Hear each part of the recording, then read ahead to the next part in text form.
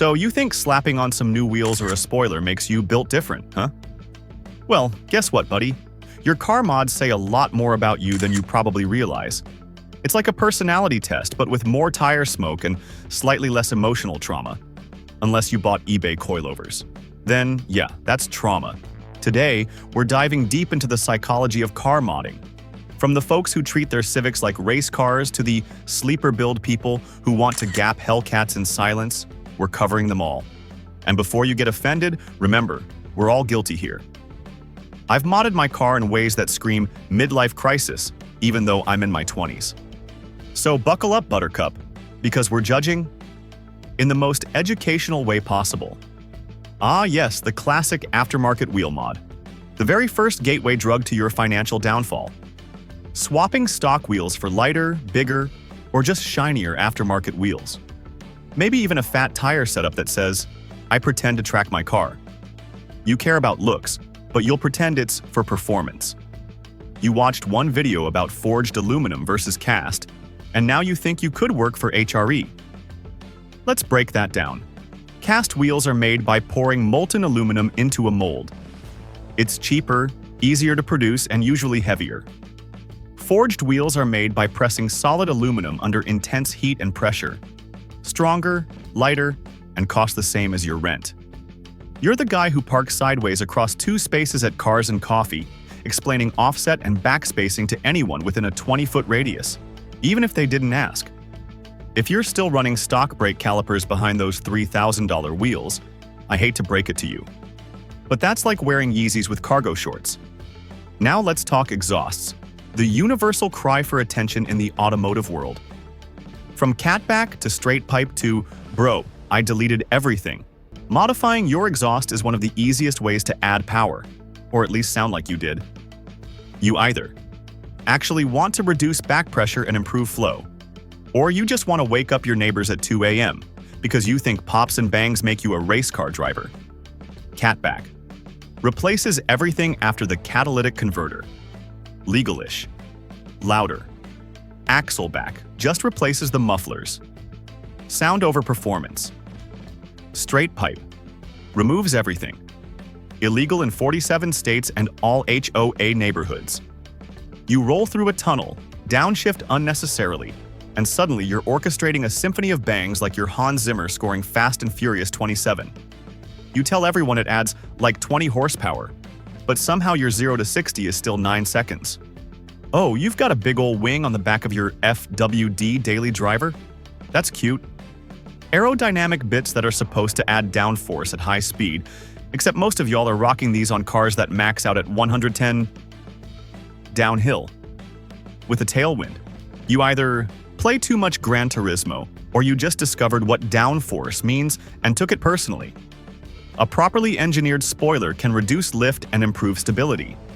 A big wing, like GT style, is useful if you're tracking your car. Otherwise, it's basically a picnic table for pigeons. You're the guy explaining aero balance, while ignoring the fact that you have stock suspension and 400 pounds of subs in the trunk. Downforce? Bro, your car understeers more than a shopping cart with one busted wheel. Ah yes, coilovers.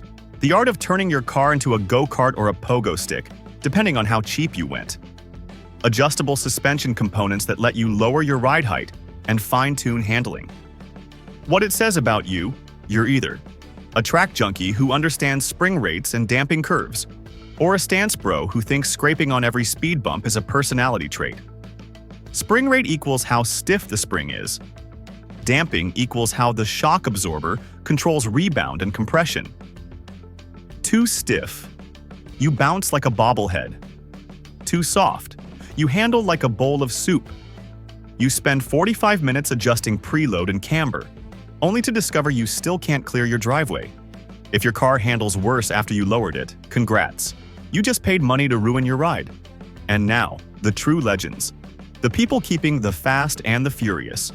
Tokyo Drift, alive in their hearts and under their chassis. Neon underglow, RGB footwell lighting, anime wrap on your hood. The things that scream, look at me, even harder than your Instagram handle on your rear window. You're here for vibes. And honestly, respect. You don't care about lap times or horsepower. You just want to cruise and maybe break necks or retinas. You pull up to a meet, light show in full swing, music synced to your lights, and immediately summon a group of teenagers with phones out. You're the love child of Initial D and an LED Christmas tree. Now we're talking. The real performance mods. Intakes, turbos, superchargers, tunes. You know, the stuff that actually makes your car faster, not just louder. What the mod is: cold air intakes, more airflow, more vroom. Tuning, optimizing the ECU to match mods. Forced induction, turbo or supercharger for big power gains.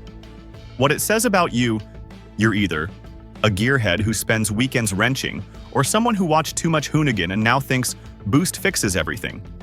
Turbochargers, use exhaust gas to spool up, laggy but efficient. Superchargers, driven by a belt, no lag, instant boost, but power hungry. You tell everyone your car is just a little tuned, then annihilate Teslas at roll races. Respect. But if you're running all that power on stock internals, you're basically driving a grenade with a steering wheel. So, what do your car mods say about you? That you're broke but passionate? Misguided but stylish? That you spend more time on eBay Motors than actually driving? Yeah. Same, honestly.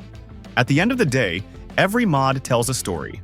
Whether it's your first time lowering your ride and realizing you can't make it over a speed bump anymore, or the moment your turbo build finally hits full boost and your passenger immediately regrets life.